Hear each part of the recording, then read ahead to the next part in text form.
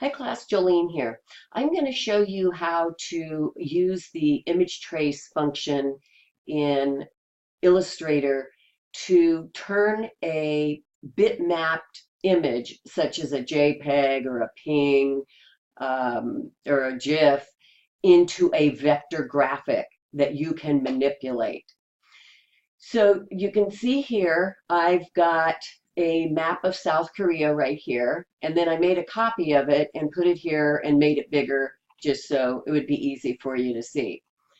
And you always want to make a copy of the original image and just set it aside so that if you need to go back to it, you have it in its original form.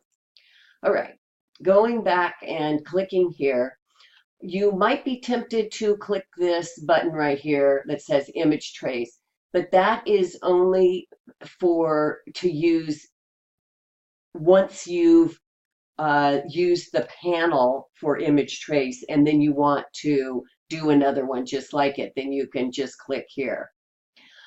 So what we're going to do to start this off is we're going to go to Window and Image Trace, and we're going to use this window to set all of our settings. And by the way, if you're not seeing this control panel here, it's because it somehow has been turned off. You're only going to see it if you have something selected. If you have nothing selected, you'll see this control panel. But if you have something selected and with whatever tool you're using, a different panel will come up here to give you more choices. So if you're not seeing that there, go to Window and make sure that Control is clicked. And then you'll have that control panel. See, if I turn it off, it's gone if I unclick it. So I'm going to turn it back on. Okay, so we have this selected, and now we're going to go over here to the Image Trace palette. And because we want this to be in color, this particular assignment, we're going to choose color. And then we need to choose how many colors we want. Well, there's 2 and arguably 3 if you count black, but you can just slide this down. I'm just going to leave it at 6 for now. I'm not going to do anything with paths, corners, or noise right now. But another really important thing to click is Ignore White. And you'll see why in a second. By the way, when you first open this, it'll probably look like that. And you need to click on this arrow to open up these other properties. So the reason for Ignore White is that when Illustrator does the image trace on this image, it's going to delete everything that's white, which is what I want to do in this case because I don't want this background in here, that background. So if you click Ignore White, that's going to be gone from the get-go. All right, the next thing we want to do is you can either click Trace or Preview. I always click Preview because it shows me what it's going to look like.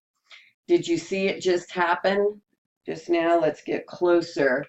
This is now a vector graphic. It's no longer pixelated. So look at the difference between these two. If I bring this down, set this here, the smaller one that hasn't been image traced, you can see it's kind of fuzzy, and that's because it's pixelated because it is a bitmap object. Okay, now the reason I have this blue shape here is I'm going to slide it in behind, and I want you to be able to see that there is no white, that the white from this original image is gone because I chose Ignore White. So that's a really good tip. So that you don't have to remove it later. All right, so now we're back here. I've selected it again. And now the next thing to do is go to Object, Expand. And this menu will come up and you click OK. Now, each one of these pieces, I'm triple clicking on this, which puts Illustrator into isolation mode. And you can tell you're in isolation mode when this happens. If I triple click off of it, and you look up here, I'm no longer in isolation mode. So let's take a look at our layers over here to see what's happening. Everything is in the same layer now. So what I have selected here is right here. It's in a group.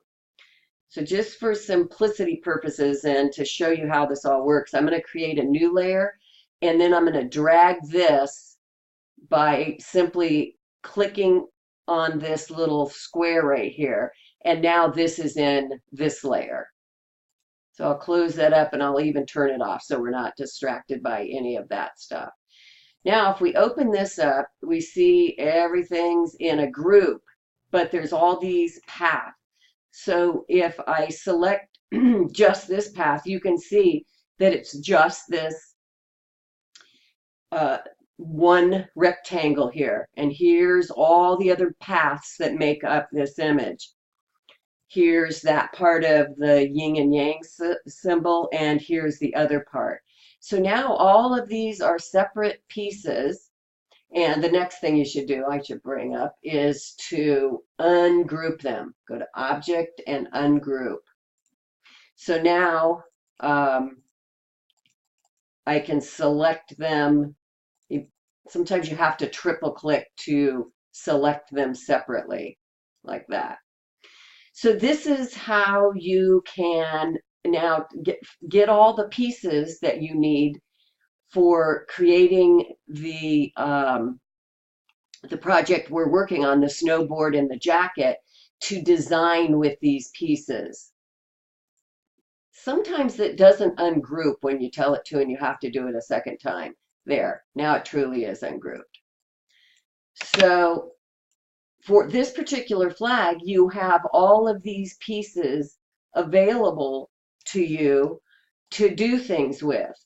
And so you're going to want to just start messing around with them and seeing how you can put them together with the idea of creating movement, especially in the snow, on the snowboard design. So you have all of these. You can take them apart, put them back together in different ways. So that is the purpose of using image trace. And okay, I've added a second flag here because I want to show you what happens if you choose a flag or an image that's more complicated, that has more design in it. And remember, the purpose of this assignment is to use the simplest objects like we have here from the South Korean flag.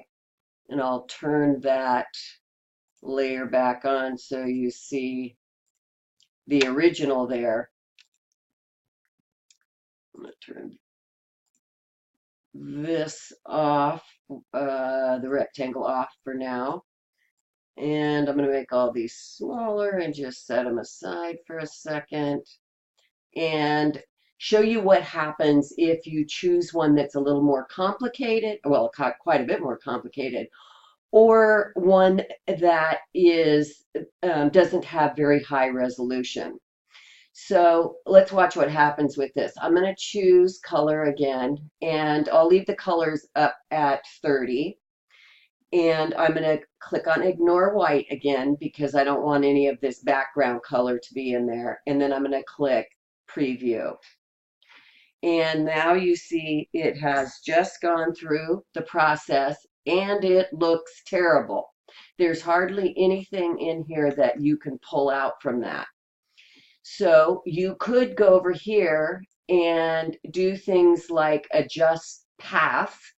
So I just moved it up a little higher, and that helped a little bit. If I go all the way up, it's a little bit better, but it's still not good. Let's see what happens if we go really low.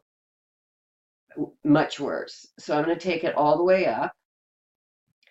And then let's see if corners, adjusting the corners help.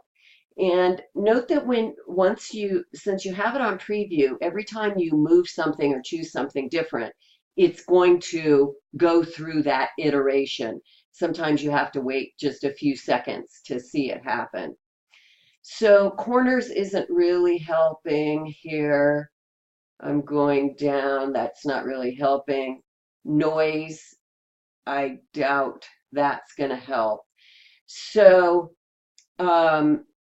if you, this probably wasn't very high resolution. Oh, that got really worse. See, it took all the brown away. So you want low noise, it looks like. So there's nothing really all that great that you can take from this. So my caution to you is don't choose a flag that is this complicated.